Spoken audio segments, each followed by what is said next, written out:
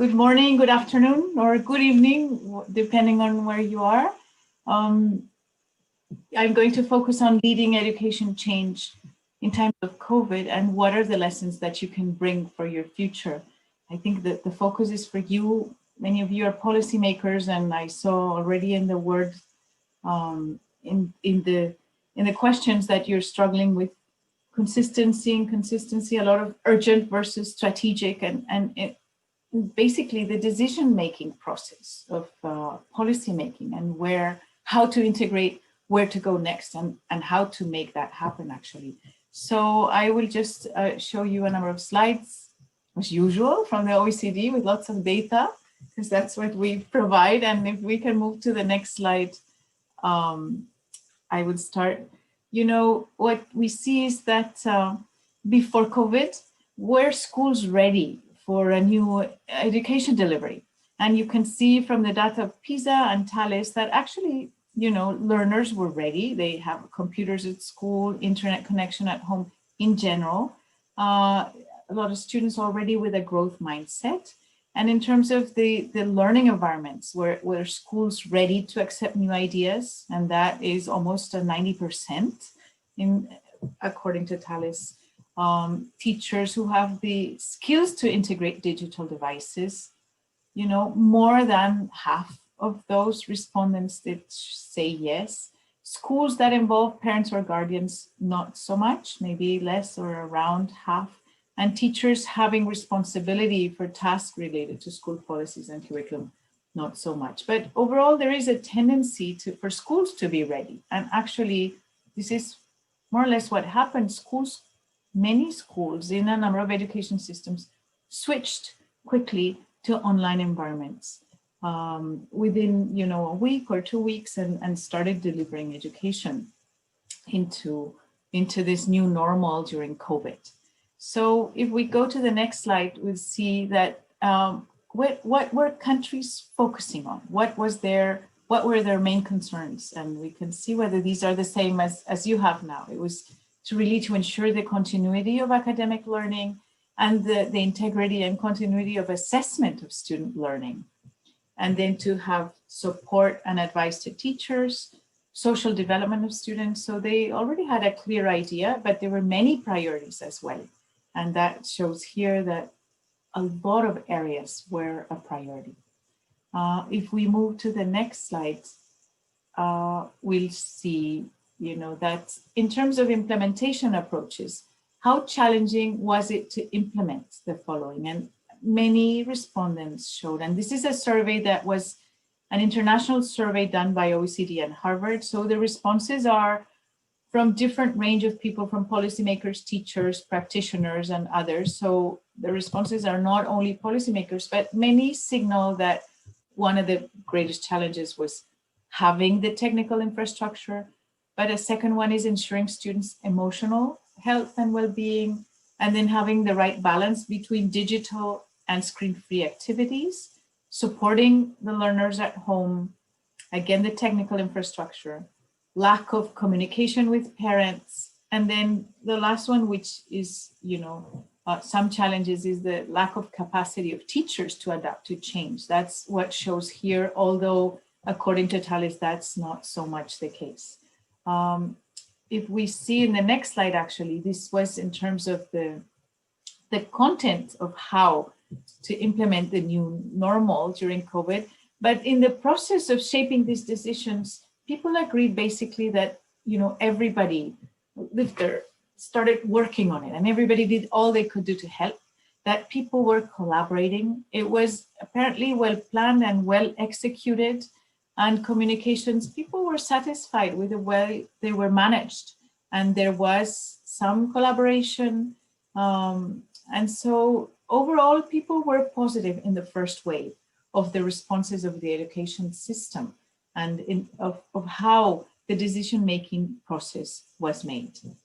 And if we move to the next slide, we see that the focus of the policies in these times of what I've called the COVuncertainty is, you know, student learning and well-being in a time of intermittent school closures, education professionals and schools adaptability to this new reality, having to have flexibility and this for constant adaptations as we are now in the process of adapting, having the right skills for teaching in new ways and having different types of interactions with students. And then many systems reviewed accountability systems, and they've been shifting student assessments more broadly, high stakes ones, and also student progression assessments, which has been one of the main challenges to know where students were when they were coming back in September. And actually in a number of systems, school and system evaluation stopped during the times of COVID and even now. And the other policy issue that you've highlighted is inequalities in access and in engagement. So there's been lots of efforts to mitigate the increased risk for disadvantaged. For example, countries have provided lunches, free lunches such as Wales, or additional spaces for children to go to school or to be able to do their homework, to get support, additional support in terms of IT or others. So there's been a lot of policy adjustments to the COVID crisis and to see how education systems had to adapt. If we move on to the next slide, we see now, where are we now? Countries are now delivering education in a range of approaches, but basically most countries have chosen or are aiming the best possible way to deliver education on site in schools. And this is the majority of countries, although this is intermittent, and a number of countries are applying these hybrid models, mainly on site, but also providing, depending on the age of the students, it's really very variable in the countries, and it's also, changing depending on the wave of COVID cases in the country. So we are now in a third wave, and many countries are actually struggling to what decision to make, or have decided criteria where they know what decision to make and are doing it temporarily for a month, for 2 weeks, for 3 weeks. Next slide, please. And again, we see a number of policy responses that countries have applied. And you see Germany, for example, they have recommended to screen and evaluate existing software and digital learning materials. French, Belgium, they developed a broad network of actors in terms of extracurricular activities. In Japan, they've done a human resource bank for supporting schools and children. In Slovenia, individual learning plans. In Korea, they invested quite a lot in VET. In Austria, they developed a range of online training courses. In Chile, they've done student-centered conferences. In Ireland, collaborative learning plans for schools. So you see that countries are trying to provide the right support for schools to continue in this process. Next slide, please. But overall, I think it's quite a challenge to lead education systems in this time of uncertainty, of COVuncertainty, in all these areas. Who needs to be doing what? And what is the role of public policymakers, of schools, and of homes?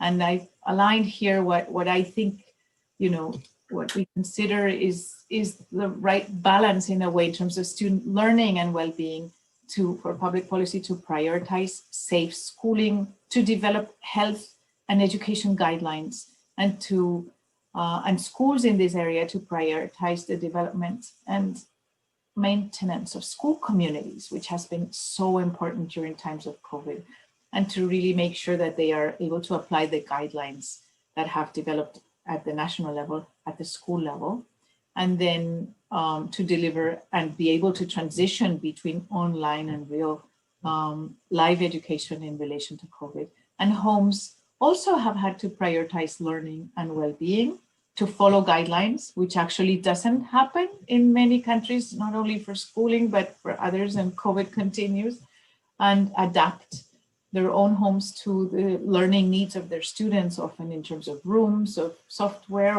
or computers, or any other way that they can. In terms of inequalities in access, the public policy can provide the data and the resources, but also technology, infrastructure, alternative provision, and alternative support. And schools can contribute to reach out as well and engage and try to re-engage disadvantaged kids, and parents as well, to understand their needs and reach out to schools themselves. And in terms of education professionals' adaptability, we've seen a lot of professional development and a lot of networks through Facebook, through WhatsApp, through all kinds of online means that many professionals have learned and started to re-engage actually in professional development, even potentially more than before, but in an online way. Schools have to invest in the capacity of their own teachers and in their practitioners to teach and learn in this new environment. And homes have to understand the challenges that teachers have actually to maintain their students engaged and support them. And we've seen, as I said, a lot of adaptations in the accountability systems. And that is a new approach to assessment, lots more trust in the teaching profession in terms of their own assessments of student progression. And schools have to, take on this role, much more importantly now, to gauge student learning in different domains and in different times, to replace national standards or other national tests. And homes need to adapt to new types of assessment. So we see all these different levels where you as public policymakers need to think about to see how you lead education systems in times of uncertainty. And the next slide, please. So there are a number of dimensions in thinking about implementation. And you already know this framework, which is about effective implementation. And there's been, it takes time to implement. And here, the issue, it takes time to adapt all these change processes. And here in COVID, we've had to adapt very quickly, actually. You have to identify what are the key context factors.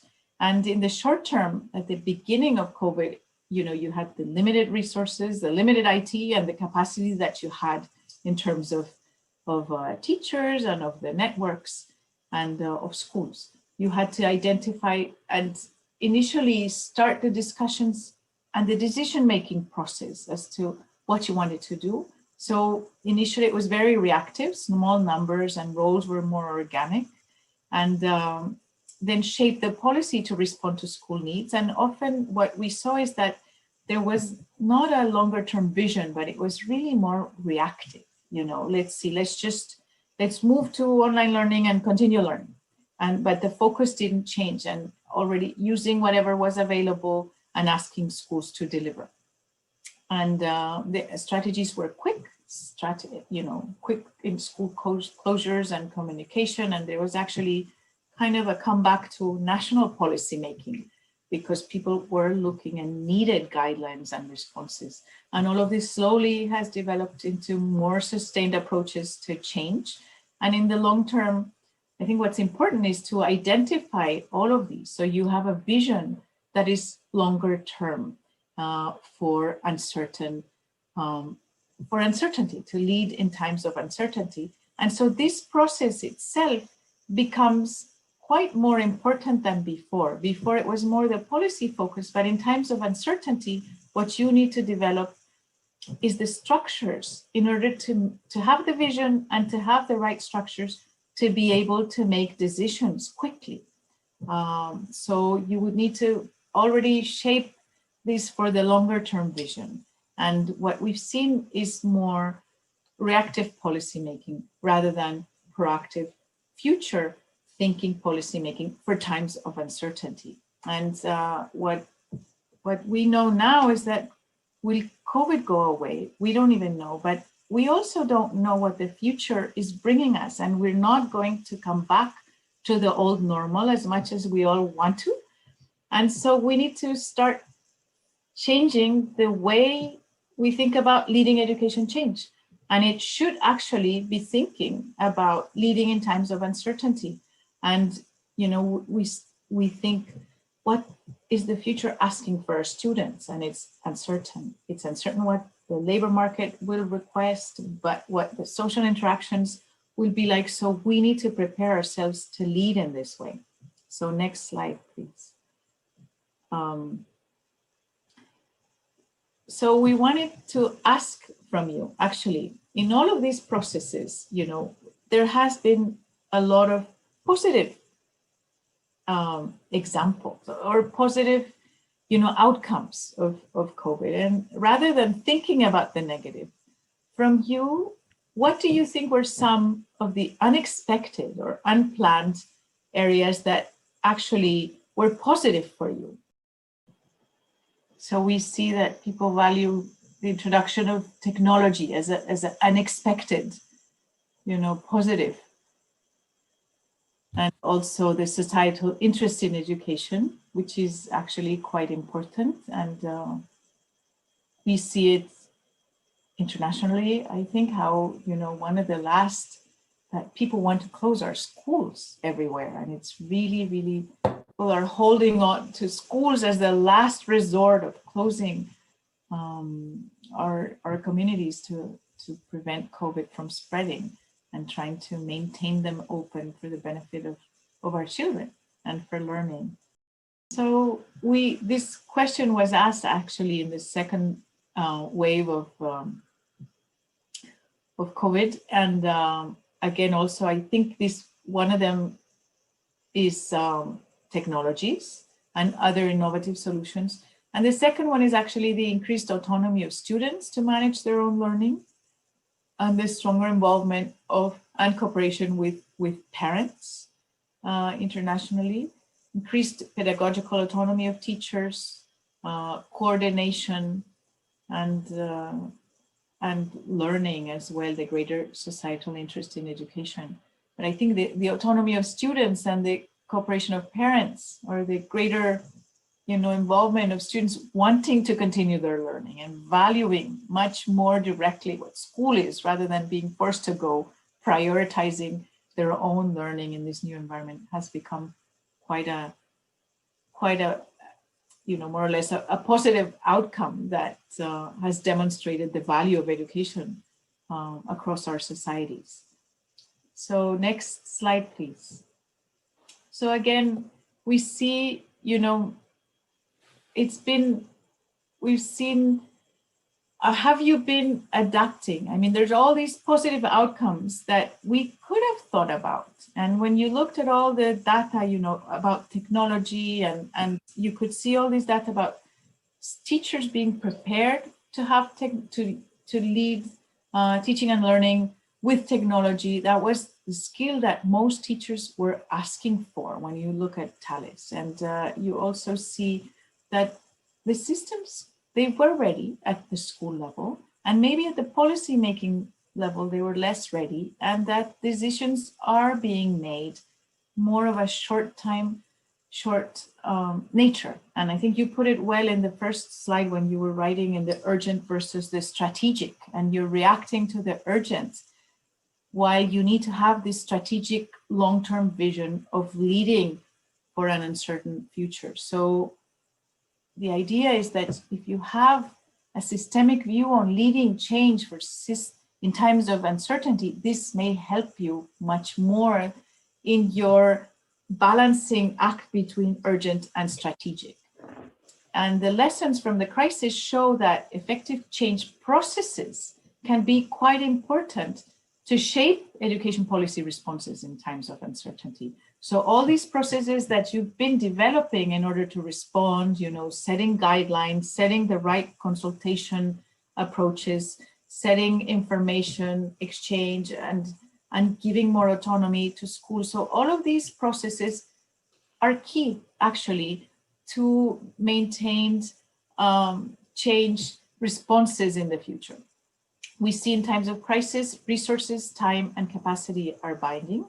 Evidence is limited, and that policy decisions need to be fast, reliable, and adapted to the moment.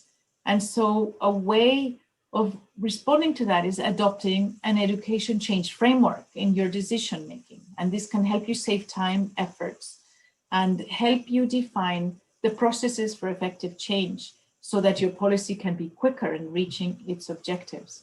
And it can support your decision making in times of uncertainty, when you need these short-term responses with a long-term policy vision.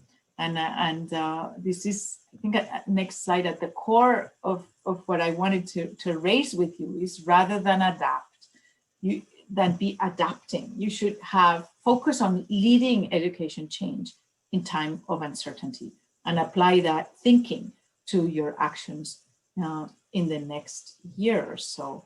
And so we can see, for example, in the area of student assessments, a number of you have canceled student high stakes assessments. Others are not, because this is also, even more than school, is the last bastion that you want to hold on to, or parents or society wants to hold on to measure student progress. And so other systems are exploring using teachers, observing students in working in particular tasks, using teacher formative assessment or other types of assessments that are teacher-based. But rather than reacting quickly, it should be a more systemic vision of change, rather than, well, yes, this week we'll decide and we'll come up next week with a solution. So to have a longer term vision that you can then discuss later. And the next slide, please. Again, as I was saying, the technology used in schools, many teachers knew that they are using ICT for projects and classwork, and this was increasing. So preparing teachers to use it more and having more technology integrated into the system could have been planned. Now the positive lesson, it was introduced quickly and we all kind of adapted to the new normal, but having a longer term vision and always a plan B in case the plan A doesn't work is quite important in leading education change in times of uncertainty. So next slide, please. So the idea is that you need to think now that this may become the new normal. And so leading education change, rather than staying put and just reacting to this month's new third wave of COVID, think longer term institutional processes to lead change. And that is, considering what would be the different, have a longer term vision, and then what would be the specific policies to deliver that vision, whether online or whether in schools or whether in a hybrid model, to empower schools who have demonstrated that they can deliver this learning actually much more. So school autonomy has been demonstrated here, and the empowerment of schools, to consider how to engage stakeholders in driving change, build effective and stable co-construction processes, and define the responsibilities well. But make sure that you have these quick reaction units for any change to be considered and then supported by stakeholders before moving forward. And then to make sure that you have the capacity to identify potential issues that may affect education systems. It's now COVID, but we're all adapting to new curricula, which are about uncertainty and preparing students for uncertainty. But what about the environment? What may happen in 3 years' time in terms of environmental issues? So we need to always keep thinking about these potential contextual factors that may influence education systems and shape longer term, implementation strategies that keep being revised in relation to progress made. So the main idea, that's the end of my presentation. And I think the main idea that I want to leave with you is that you need to consider a different way of thinking about reaction, adaptation, but rather leading education change directly head on with a longer term vision and having the capacity to balance the urgent versus strategic much more systemically than reactively, as you have been forced to do now because of COVID. So thank you very much.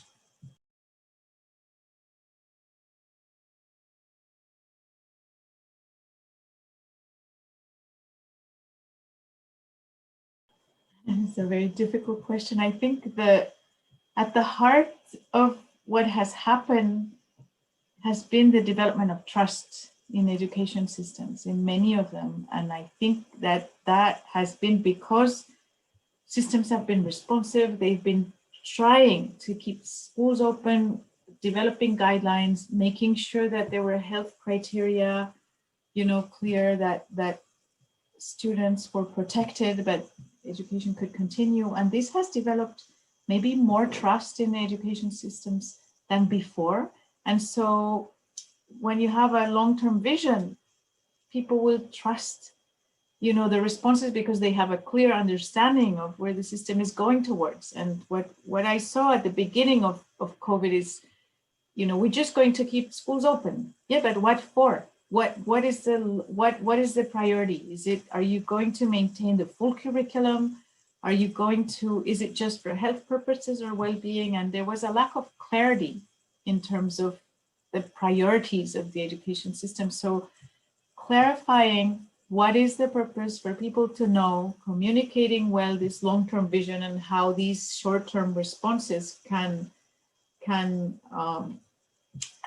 help their students, can help education overall, would provide, leaders the support that they would need, whether it's a short-term, or a long-term vision, whether they're going to be away, voted out soon because of the electoral situation. But I think developing the trust of the people who are going to vote with a long-term vision and a clear idea of how responses would take place in the short term, I think that's at the heart.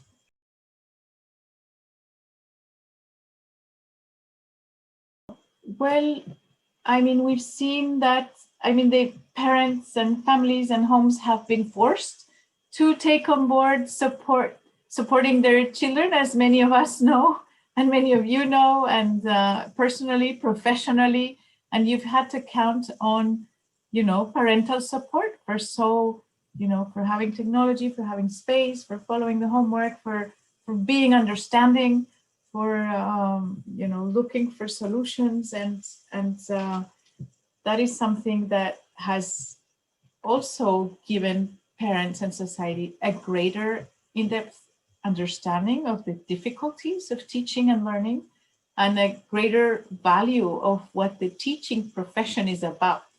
And I think that there's been so many parents say that they couldn't do this, that they don't know how teachers do it. But I think there's been a revaluing of the teaching profession overall, internationally, and a revaluing of schools as not only centers of learning, but centers of social cohesion, of developing community, of engaging, beyond only education, and the prioritizing well-being of students in schools demonstrate this. It's like, no, schools are the last place we will close. We'll close everything else, all the shops, all the restaurants, but schools remain open because they are the core of our future.